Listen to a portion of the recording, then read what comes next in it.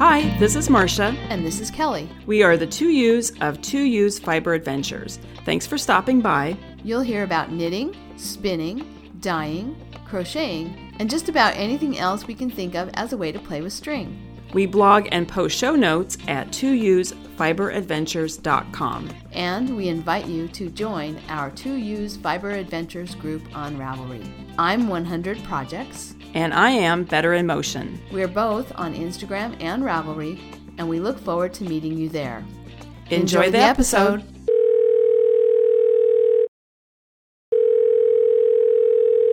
Hi, Kelly. Hi, Marsha. Well, I'm out of practice. I know I am out of practice. It's been a while. We were laughing because you just sat down to record and didn't have your earbuds. Yes. And I sat down to record and didn't have my microphone. We are out of practice. It's been a month. Oh, yes. But we're back. So, we're back. And we've taken a deep breath and we're good. Mm-hmm. And we have news and projects and updates on the meetup and all kinds of fun stuff. So yeah. What would you like to talk about first? Should we talk about the meetup? Or yeah, why don't we do that? Okay. Well, so we had the meetup the weekend of September 20th and 21st. Mm-hmm. Actually, the 19th, we met at the yarn shop and had wine and cheese and sat and knitted for a while until Jean closed. Oh, and I should say the shop is String Theory Yarn and Fiber in Seabrook, Washington, on the Washington Coast. And Jean was a great host. Oh, yeah. Really, really fun to hang out there in the shop. And then we had all day Saturday to hang out in the shop and knit. And I'd say most people probably left. I don't know. They were there in and out most of the day. Yeah, yeah. Wouldn't you say? We went to the beach in the afternoon, but yeah, we had Cheryl came. Mm-hmm. She was there on Friday night and Saturday. Yeah. And she's local to that area or had lived in that area before. And then we had Angie. She came with her dog, Gimli, which was really fun. He sat in the shop with us, while we were knitting. He's very well behaved. Yeah. He was a super good role model on the beach, too, for Orkney, Kim's puppy. Yes. Karen and Kathy were friends of Jean's that lived in the area. And then just by coincidence, as we were there sitting and knitting, a woman came in and recognized our voices. She had forgotten her project on the kitchen table at home when she came for a weekend on the coast. So she was desperate to get some knitting. And she's a knitting nurse on Ravelry, and she recognized our voices, and so she came and talked to us for a while. So it was small, but it was fun. It was really a great group of people, and we talked dogs. Oh, and Kim was there. Yeah, Kim was there.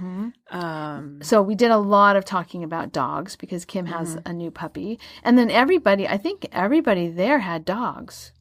Well, and Jean has a new shop dog. She has, he's an English setter. Is that correct? Yeah. And I am smitten with the English setter puppy. Very cute. He was so cute.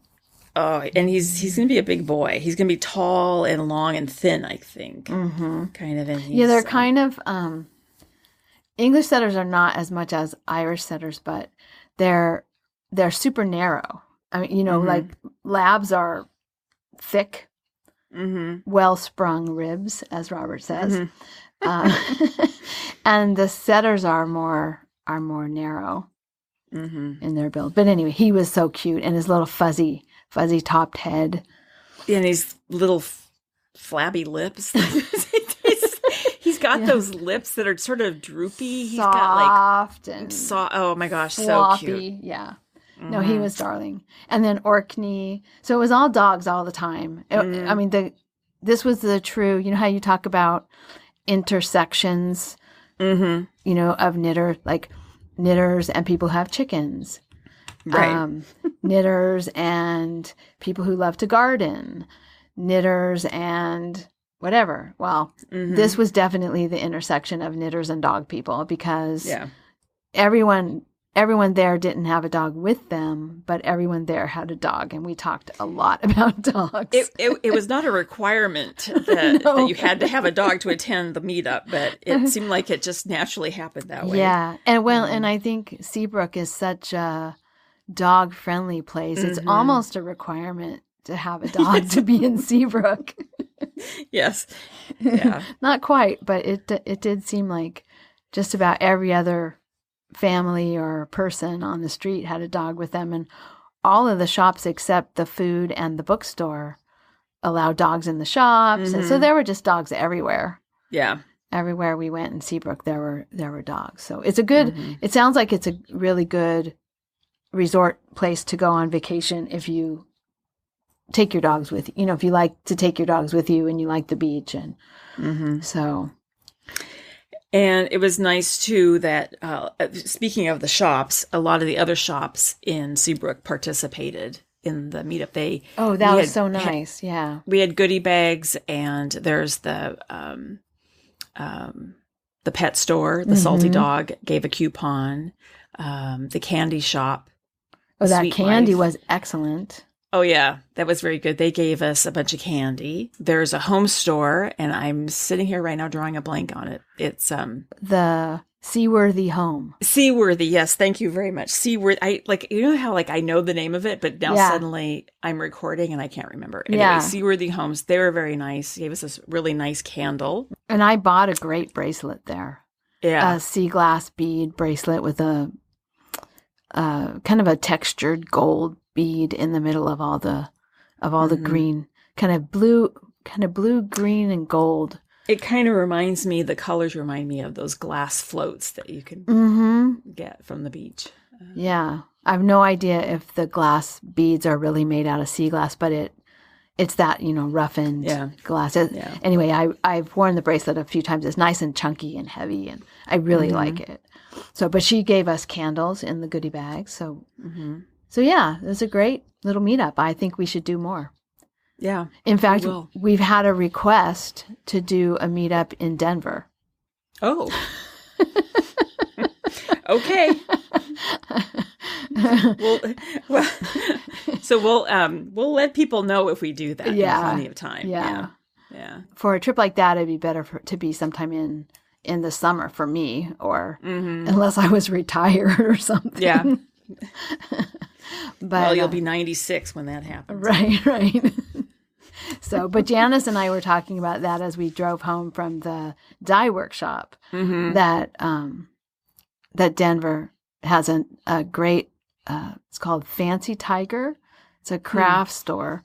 It has fabric and yarn, and then they have a couple of different yarn shops. It might be kind of fun if we're flying that far, is you have a meetup at one shop one day and another shop another day, or do a yarn crawl, kind of, where you are one place in the morning and then move for the afternoon. I don't know. At this point, it's all just brainstorming, but anyway, that was an idea that was put in my ear.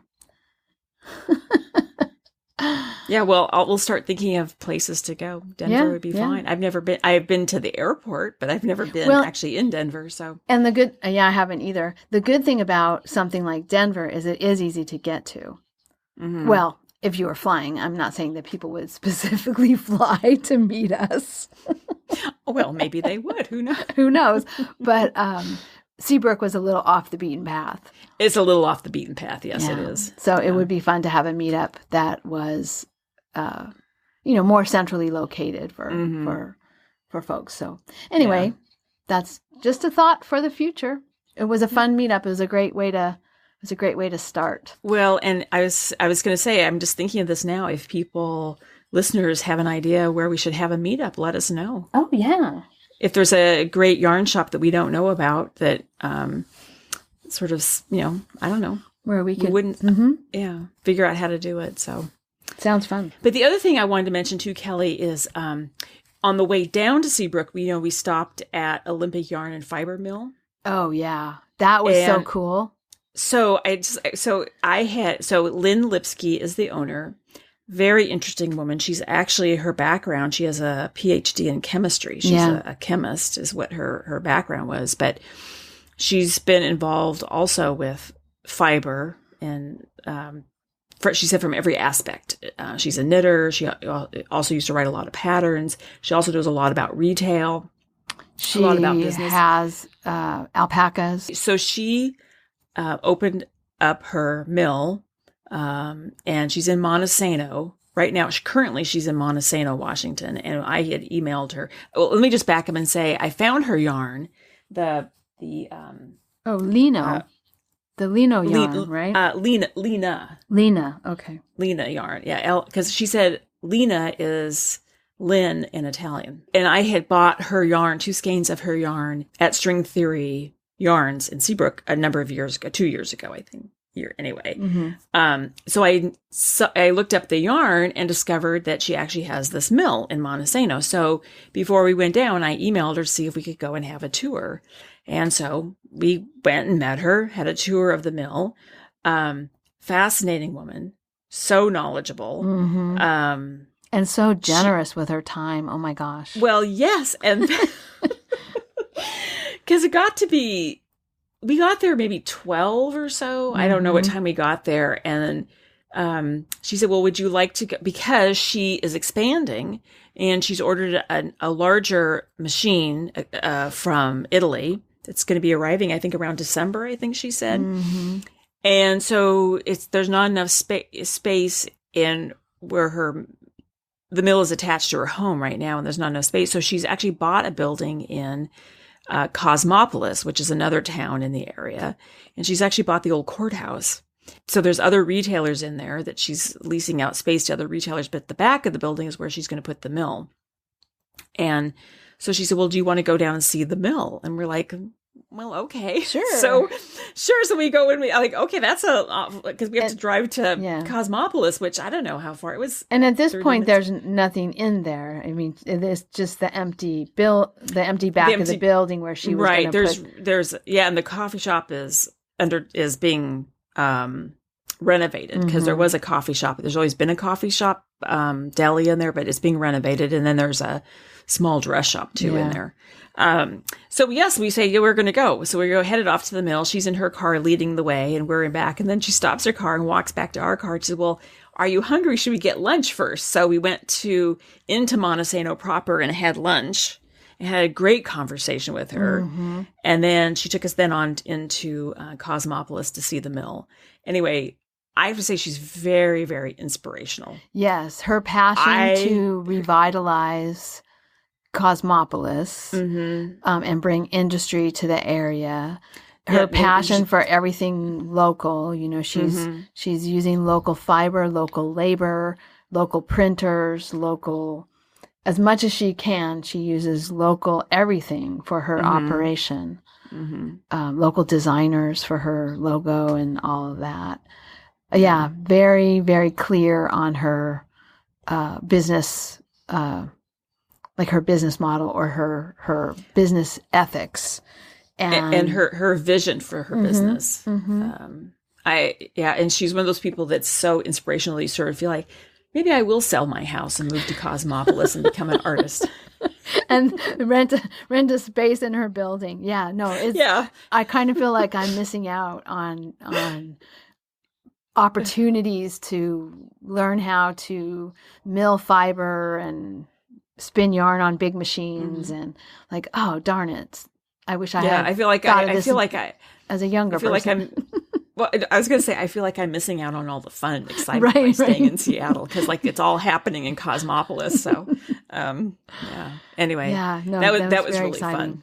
Yeah, and it's really nice that one of her goals is to be able to turn around a yarn order in 3 to 4 months, you know, or less than 4 months. She has some lofty goals and the passion to make them happen for sure. Oh, yeah. So, and then she also, we were talking about young people and, you know, wanting a career in a field like this. And it just reminded me of when we had Stephanie on and she was talking about getting the word out to young people who are interested in, you know, sort of having their own business, working with their hands, being outdoors, about the opportunity to be a sheep shearer. It's kind of the same thing. It's one of those opportunities that, who even knew there was such a job, but there's a demand for the yarn. I mean, and it seems like with such a high demand, there's some opportunity there. So it was fun to talk to her. Yeah. I was going to say we need sheep shearers because those sheep are not going to shear themselves. So now that would be fun to watch if they did. Thank you for setting that up, Marsha. That was really fun. And it was really fun. And if other people are in the area, Olympic Yarn and Fiber Mill, it's worth looking her up and giving her a call if you're at all interested in seeing how a mill operates. Yeah. So, projects, Kelly. Yeah, sure. I am feeling pretty uninspired by my knitting lately. Ooh, I'm gonna. When I get to mine, I'm gonna inspire you in a minute. Oh, when I okay. Get to my projects. Okay. So all those baby socks that I've been making. Mm-hmm. They're still sitting in the jar. They haven't been washed. And the woman who some of them were being made for, yesterday, I found out yesterday as she was leaving that it was her last day at work. Oh. So I'm like, oh, are you going to be on email? If I email you, will you get it? And you can send me your address. I have something for you. Oh God, how to be not on the ball. For the whole semester, for the whole 8 weeks, I've been thinking, I need to get those socks washed and put them in a little gift bag and just leave them on her desk. Her cubicle is like 3 down from mine. I mean, literally, that's how easy it would have been if I had gotten my act together and washed the socks. You have other things going on. Well, yeah, but that's not an excuse for this. I mean, that might be a reason I didn't do other things, but I don't. Yeah. Thank you for the generosity there, but not sure it's deserved. So anyway, I have been working on socks, but that's kind of slowed down because I haven't had enough for her. I haven't worked at all on the sweater, the crocheted yoke sweater.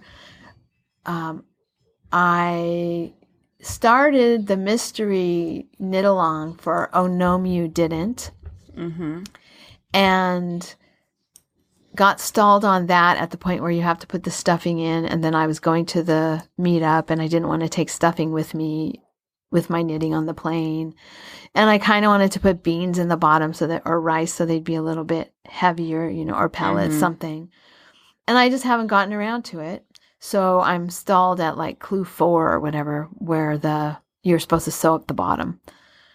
So I've now seen what they look like because I went and saw the pictures of because the mystery knit along's over. So I went and saw the pictures of the other ones, and they're cute.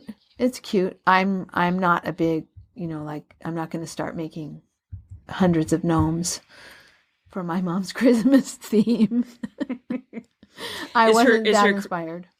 Is her Christmas theme as gnomes this year? Yeah. Okay. So I'll finish the 2 that I have, and I think I'll do a couple more of Sarah's other styles, the more traditional gnome styles. Maybe I'll do two more of another style. But they weren't, and this is not having anything to do with the pattern. I just got stalled in the middle, and you know how that happens. You're kind of on it when it's like a clue is coming out every week. It's like it's exciting and you want to do that clue, and that's how it was at first. And then once I was gone and I missed the rest of the clues and I didn't keep up, it's like, oh well, I'll get to it sometime. So that's there. I do have to get it finished by Christmas. So Kelly, I'm just interested looking at these finished gnomes. When I saw you working on it and you had his little hat braided, because there's like 3 points, right? Yeah. And you had it braided. Is that what you're supposed to do with the pattern? No. Because a lot of these have the braided hat. They braided the 3 little things. Yeah, I saw that in someone's picture and I thought, oh, that might be cute, because I wasn't sure I liked the jester hat that was coming out. But now that I've seen the finished ones, I think the 3 points to the hat is okay too. So I'm not sure which I'll do, but while I was working on it, I found it was a really good way to keep those things out of the way. Mm-hmm. Braiding them together kept them from getting in my way as I was knitting like the pockets and stuff. So, yeah, so they are cute. The finished ones that I've seen, they're really cute. I don't know. I think maybe I just had a little too much of lots of toys with little parts. Mm-hmm. You need something on size 10 needles. Yeah. This between the spider and the bee, I think I really had gotten my fill of little fiddly things with lots of pieces. But I'll finish these 2 gnomes, and like I said, I think I'll do 2 more of a more traditional gnome style with a beard and a hat without 3 parts. And one other thing that I didn't put on my project page yet, I bought a skein of yarn at the shop, String Theory shop in Seabrook, and it was the Seabrook, one of the special yarns that she'd had dyed by little fish stitches. That's hard to say. It's the Seabrook Sunset colorway, and so I have finished the first of a pair of socks. I started the sock on Saturday when we were doing the meetup. Okay. And so I finished one sock. I haven't started the second one. They're really pretty. I don't dislike them. It's just, I'm not like, oh, I got to get home because I got to get to those socks. Right. So, and then the one thing that I had hoped to be able to get going on last night, so I would have something to talk about that was a little bit more than saying I'm uninspired. I did get the extra skein that I needed for the Sunny Bono jacket. Oh, okay. So you can rest easy, Marsha. Yes, I have my extra skein, and it matches pretty well. This is from Amazing Yarns, which is in the Bay Area, the San Francisco Bay Area. And they were really nice. When I called, he said, if you can take a picture and send me a piece of your yarn, I can make sure that make sure I think it's going to be a good match before I send it to you. So it does. It matches fine. It's not the same animal, but the yarn is very much the same as the other yarns. So I don't think it'll be a problem. Plus I have enough to alternate skeins for the sleeves because that's what I'm missing. I have the front done, both fronts done, the back done.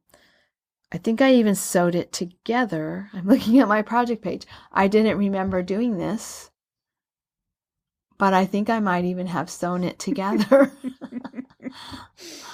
I might have just put them on top of each other and taken a picture. But I think I sewed them together now that I'm looking at this picture on my project page.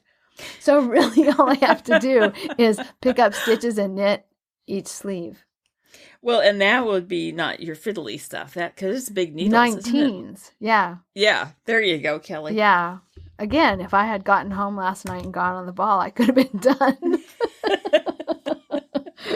But yeah, you can tell I'm just not inspired right now. So anyway, it will come back. I know my inspiration will come back. To be honest, I haven't been super inspired except for that bee and the tarantula crochet projects. I haven't been super inspired by knitting since my foot. I mean, I made myself keep knitting while I was recuperating because what else was I going to do? I know. And so and I'm wearing my pink sweater, my Sakata yarn sweater today. Nice. Yeah, and it's a little itchy on the back of my neck, but I'm wearing it over the top of a t-shirt, and I have not washed or blocked it. I just put it on this morning because it was cool. But anyway, I wasn't super inspired by this. I've talked kind of negatively about it. Not that I think it's ugly or anything. I just don't know if I'll get much wear out of it. I wasn't even super inspired to make this. I just made myself do it because I needed knitting while I was recuperating. You're in a funk. Kind of, yeah. I mean, I don't feel like I'm in a bad mood kind of a funk, but my knitting is definitely... you're just in a creative funk. Yeah. I think you're right, yeah. That's how I would describe it. Exactly like that. Yep. So that's it. That's all I have. Okay. Well, I'll tell you about my projects. So I finished the first sock of the socks I'm making for my brother, which is the Arnie and Carlos designed yarn for Schockenmeyer Regia design line. And then I'm using the Knitted Wit Smarties for the toes. So I'm using kind of a red color for the toes and heels. And I made a little note here. If you're wondering how much yardage you need for toes and heels, about the mini skeins are 45 yards. And that's plenty for a toe and a heel of one sock. So one mini skein for one sock? Yeah. Okay. So 45, the mini skein is 45 yards, and I had left over about a 1/2-inch ball. Okay. So if you were doing 2 heels and 2 socks, you would need 2 mini skeins of 45 yards each. Right. Or a total of 90 yards. Okay. When I went to buy it, I didn't know how much I needed, so I just thought, I think maybe this looks like enough, and it is enough, So 2 of those would be 90 yards. Mm-hmm. So that's like a quarter of your sock skein is just going for heels and toes. That's kind of surprising to me. Oh, that's weird. Isn't that strange? I would have thought it was less. I cast on for the second of the pair of socks. I've done maybe 3 inches or so. I was just wondering, what is the yardage on this? They're usually like 200 yards, right? They're 2 separate balls. So right. Yeah, so usually 400 yards for a sock skein. Each skein is 230 yards. Okay. So I had kind of a large ball left over of the Arnie and Carlos yarn. Well, of course, it makes sense. I have at least 45 yards left over because I didn't do heels and toes. Right. It's funny though, because my brother's foot is obviously a man's foot, so it's larger than mine, and also he wanted them to come up higher up his leg. Yeah. So I thought, part of the reason why I decided to, there's 2 reasons I did the contrasting heels and toes is I think it looks nice. It's kind of fun to put a different color in there. And then I was also concerned I wouldn't have enough yarn, but 230 yards for a man's sock seems to be plenty. So anyway. That's good. Okay. And then I finished down at the beach, actually. I finished nice. At the meetup. Remember I had the lounging top by Joji Locatelli, and I had taken out had frogged a t-shirt that I had made a number of years ago and reknit it. And it fits great. I washed and blocked it. And I think it's not t-shirt weather now, but I have a t-shirt for when it's t-shirt weather again. So I like that. When we were down at the meetup at String Theory Yarns, I bought a skein of worsted weight yarn. I bought Leading Men Fiber Arts Box Office Worsted in the colorway Wild Goose. And I'm making the Seaman Church Institute Christmas at Sea hat called the 1898 hat. It's the one I made before. But I decided I wanted one for myself because it fits so well. So I cast that on in the shop. And in fact, Jean, the shop owner, liked it so much, she just went and downloaded the pattern and grabbed some yarn and started knitting it at the shop. So I remember that. Yeah. Yeah. It's a nice color. It's kind of blue, kind of an aqua color, I would think. And then with some sort of little dots, blotches of a darker teal color. And it's pretty. It's a really nice shade. So anyway, I'm working on that. And then I had started way back in February, I had started a pattern. You could either make it as a scarf, a cowl, or an infinity cowl. And it's called Shared Rib by Ann Hansen. I originally wanted a cowl. That's how I found it. And then I thought, I think I'm going to make a scarf. So I've done maybe about 4 inches of the scarf. But I think it's going to be too narrow for my taste. I think even when it's blocked out, it's only going to be maybe 4 or 5 inches. And I like a little bit wider scarf than that. So my plan is I'm going to rip that out and cast on again, but make the cowl. Not the infinity cowl, but the regular cowl. I think it'll be nice to have a scarf that you can just put on and it's just up high around your neck. And you kind of inspired me too, Kelly, when we were down at the beach and you had your cowl on that you actually would just pull it up over your head. Mm-hmm. So I like those. Mm-hmm. So I'm going to cast that on, I think, or I'm going to redo that one. And the yarn I'm going to use for that is Old Maiden Ant Fingering in the colorway Crimson Lips. And I bought that yarn at the Edinburgh Yarn Festival a year ago. That's a pretty yarn. It's really nice. So I'm going to do that. Okay, and now here's my hopefully I'm going to inspire you, Kelly. Okay. But maybe not, because it might be fiddly. No, but I hear about your fiddly funk that you're in. Halloween is coming. Woohoo! And do you remember when we went down to Stitches in February, we bought the skulls? Mm-hmm. And we had plenty of time to do them before Halloween. I know. So I think so the pattern is called Daphne's Skull, and it's designed by Ellen Sibelius and she's the owner of Woolly Wonders. And we both bought the skull pattern. Mm-hmm. So it's you knit it out of a bulky weight yarn, and then you felt it. And remember, we went on and on and on and on about this pattern. And then if you've listened to the episode from right after Stitches last year. Like, we were crazy about these skulls. Yes. We went by that booth probably 6 times. Yeah. Yeah. And then you also bought the pattern for the sugar skulls. Yeah, I did. And I think I should get those out and I should get started because they're a lot less work. That's why I bought them, because I thought, these would be good for gifts, and there's no way I'm making the full skull and giving it away. No, I'm not giving it. I'm going to make it and keep it for myself. Right. My skull. But I thought, these would be fun to do as gifts. Mm-hmm. But the sugar skulls are much less intricate. They're just like a mask, a sugar skull mask, flat. I mean, they're 3-dimensional in that they have some texture to them, and you stuff.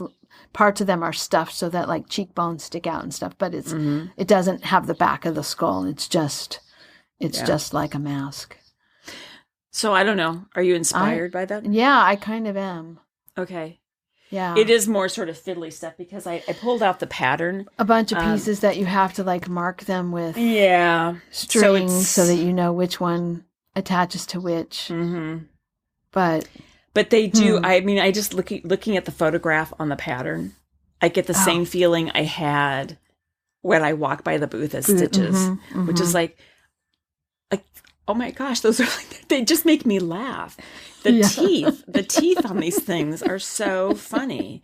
And, So I have a question, Kelly, too. If I, because I really do think I want to start this, but you have to felt it, and I've never done felting other than I felted slippers at your house for Ben. Remember, we put him in made him sit on the kitchen sink or on the kitchen counter and put his feet in the kitchen sink and felted the slippers.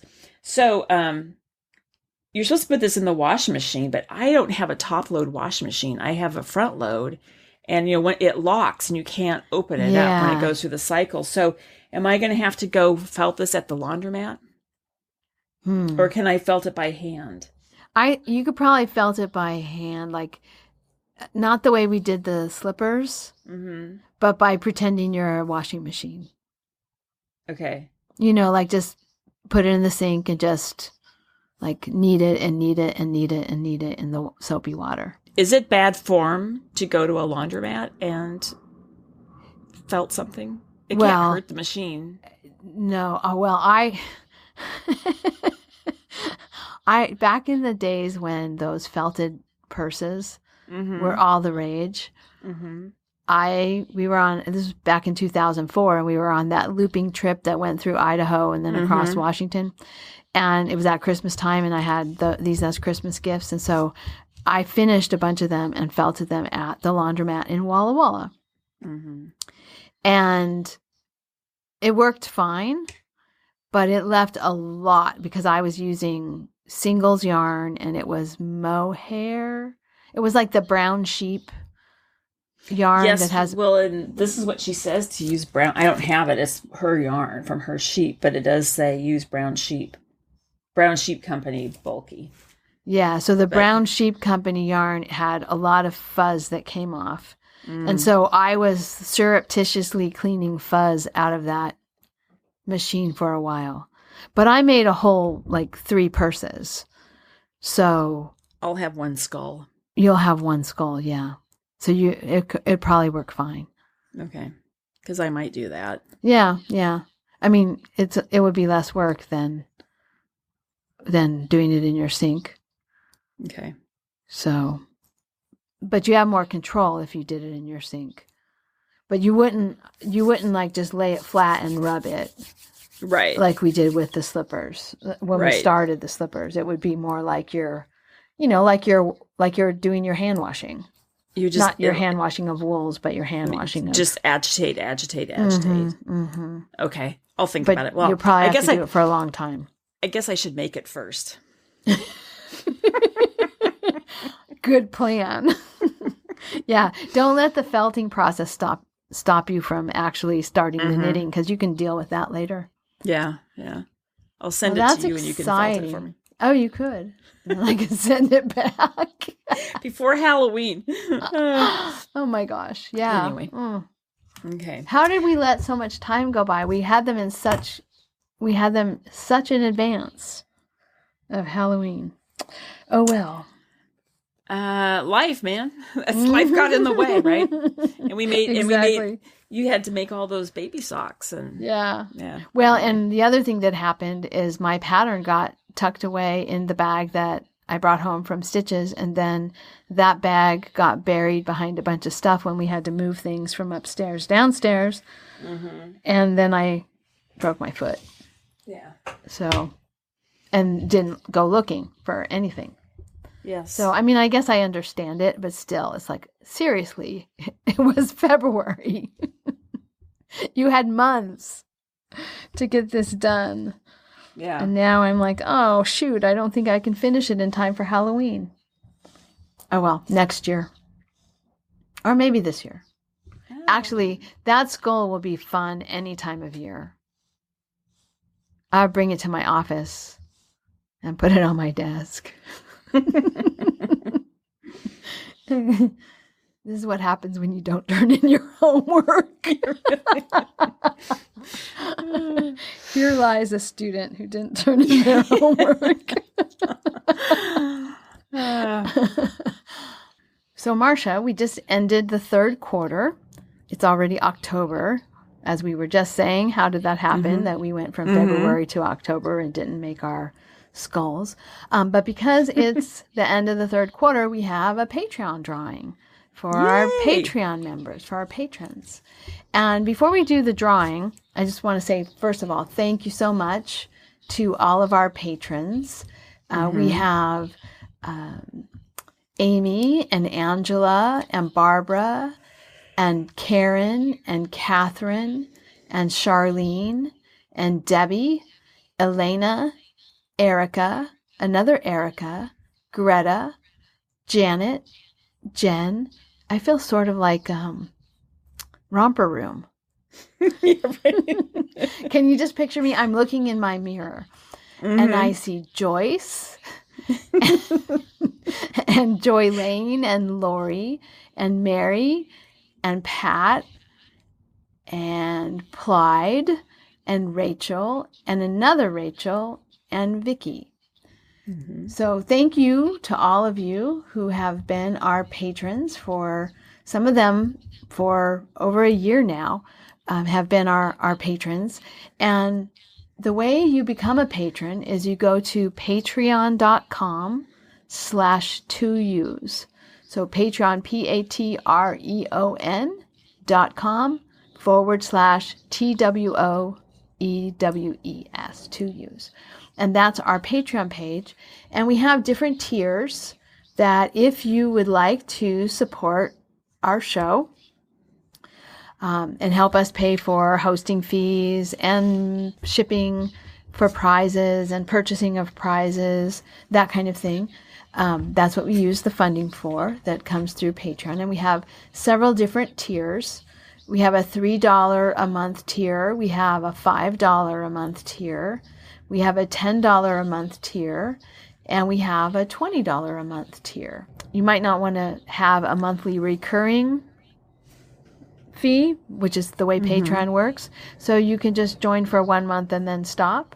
Or you can have that recurring $3 or $5 a month and just have it go monthly with your donation to our podcast. So the premium that we have for people who are at the $5 a month tier or higher is that we do a drawing on our podcast, have a podcast episode like this one where we thank them, and then we're doing a drawing. So Kelly, let's draw the names. All right. We've numbered them, and we did the random number generator. So our first winner is Greta Holstrom. Woohoo! Yay! Congratulations, Greta, and thank you so much for being a patron. And her prize is a Lady Di Yarns Badass Knitter project bag that has yarn and goodies inside of it. All right. Yay! Yeah, congratulations, and that's a really nice prize. We saw these. The project bag has the skull, and then instead of crossbones, it has knitting needles. And we bought that when we were at Stitches West. Yes, we met Diane and bought this little project bag and some mini skeins, and it has also some other little knitting goodies inside. Okay, and then our second winner is Lori LaCours. Congratulations, Lori. And Lori has won a skein of Kelly's hand spun, and it's a Suffolk mohair blend. It's a mixture, sort of a tonal blend of greens. The Suffolk was the natural color, and the mohair is actually providing the green color. But the skein it reads a light green, and it shifts through a sort of a blue green, and then there's a yellow green.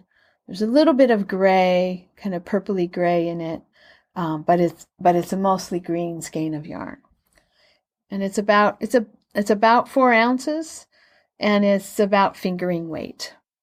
Okay. So, Greta and Lori, message me. Email is 2usfiberadventures.com, and let us know your mailing address so we can mail your prize. You can also message us in Ravelry if you like.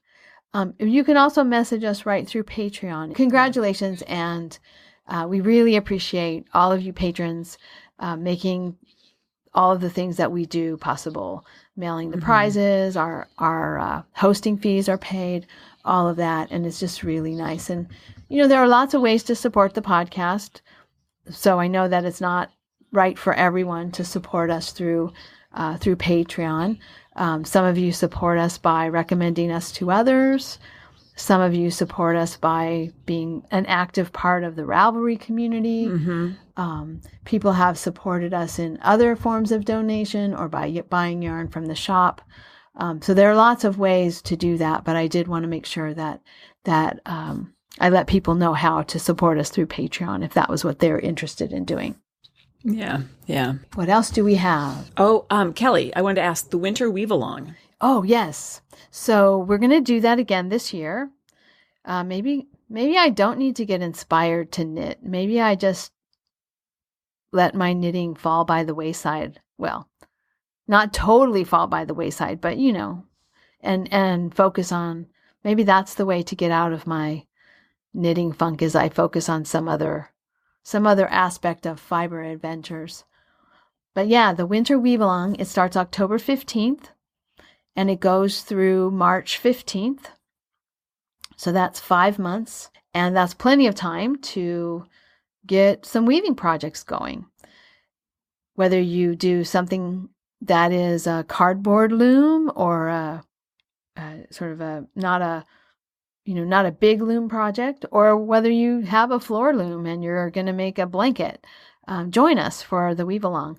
We've had a pretty active discussion thread in previous years, and so I'll start a discussion thread about the winter weave along. We can talk about planning and talk about what you're thinking of weaving and kind of get going on this this winter. I don't know why I think of weaving in the winter.